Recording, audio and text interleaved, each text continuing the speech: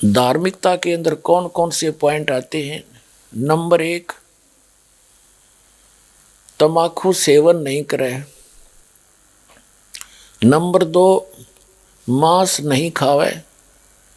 Number 3, शराब नहीं पीनी चाहिए एक धर्मात्मा को, पुण्यात्मा को, धर्मी पुरुष को। चोरी नहीं करनी चाहिए, डाके नहीं डालने चाहिए, जारी पर स्त्री गमन नहीं करनी चाहिए, रिश्वतखोरी, जीव हिंसा, किसी की आत्मा को नहीं दुखाना चाहिए। दंडवतम गोविंद गुरु बंधु अभिजन सोए, पहले भये प्रणाम तिन नमो जो आगे होए। पुण्यात्माओं, जब आपको ये तत्व ज्ञान होगा तो पता चलेगा कि हम एक ही परमात्मा के बच्चे हैं, हम भिन्न भिन्न नहीं हैं।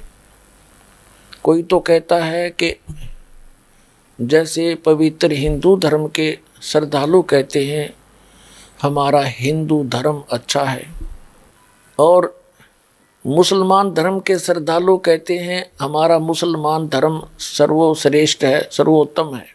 मैं चैलेंज करता हूं, मैं दावे के साथ कह सकता हूं कि कोई भी शख्स सारी दुनिया में एक भी इस्लाम की बुनियादी बात को साबित नहीं कर सकता कि ये इंसानियत के खिलाफ है। ये मेरा चैलेंज है, ये मेरा दावा है। ईसाई धर्म के श्रद्धालु कहते हैं कि ईसाई धर्म सर्वश्रेष्ठ है, और सिख धर्म के मानने वाले श्रद्धालु कहते हैं सिख धर्म सर्वोच्च है। हम क्या कहते हैं, ये दास क्या कहता है, हमारा क्या धर्म है कि जीव हमारी जाति है, मानव धर्म हमारा हिंदू मुस्लिम सिख ईसाई कोई धर्म नहीं है न्यारा। जब हम परमात्मा के इस अध्यात्म ज्ञान से पूर्ण रूप से परिचित हो जाएंगे, फिर हमें कोई भी दूसरा दिखाई नहीं देगा, सब अपने से लागेंगे, अपने से दिखाई देंगे। जब तक हम तत्व ज्ञान से परिचित नहीं हैं तभी तक हम अपने अपने धर्मों को श्रेष्ठ मानते हैं, दूसरे के धर्म को अश्रेष्ठ मानते हैं।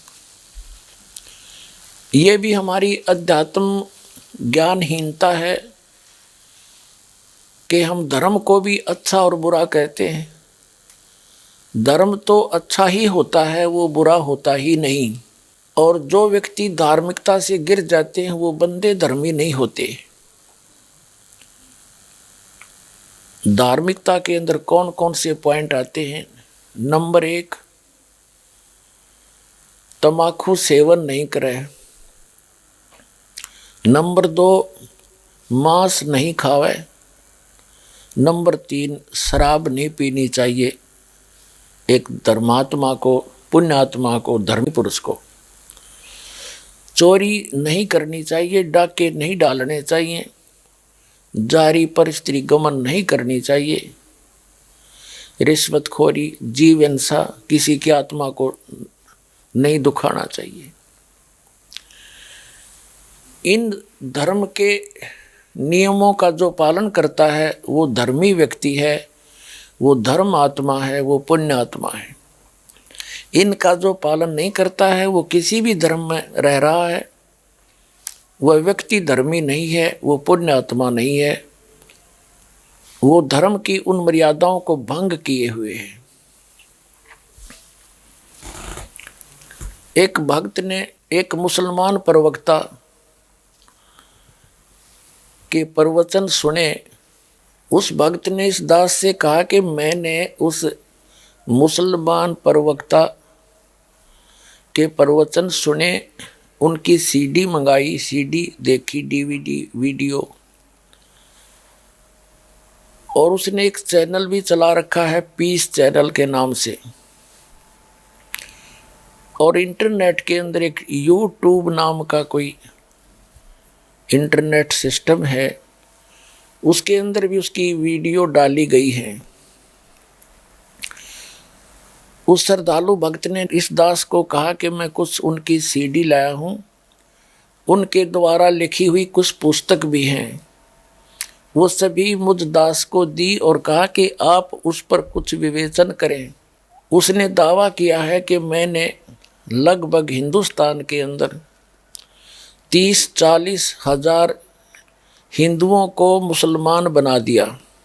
पुण्यात्माओं, परमात्मा पाने के लिए हमने चाहे मुसलमान बनना पड़ो, चाहे हमने हिंदू बनना पड़े, चाहे सिख बनना पड़े, चाहे ईसाई बनना पड़े, हमने बनना ही पड़ेगा, क्योंकि मोक्ष अति आवश्यक है।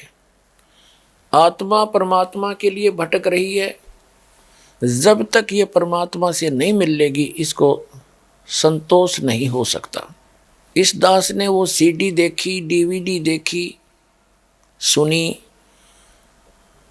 उस मुसलमान प्रवक्ता श्रद्धालु की पुस्तक भी लिखी हुई पढ़ी। उसने एक बहुत अच्छी बात कही है कि किसी भी धर्म को जानने के लिए ये मत देखो कि उस धर्म के व्यक्ति क्या कर रहे हैं और क्या कह रहे हैं, उसकी अपेक्षा उस धर्म की उन होली बुक्स को देखो, पवित्र पुस्तकों को पढ़ो और उसी को आधार मान के फिर आप समझो कौन से धर्म में वो पवित्र पुस्तक क्या बोल रहे हैं, उसको आधार मानकर चले। एक और अच्छा विवेचन दिया है कि जिस भी गॉड की, अल्लाह की, भगवान की आप उपासना कर रहे हैं तो पहले कम से कम ये जांच लो कि वो परमात्मा है भी कि नहीं। उसके बाद फिर पूजा, साधना, उपासना, इबादत करनी चाहिए। बिल्कुल सही बात है।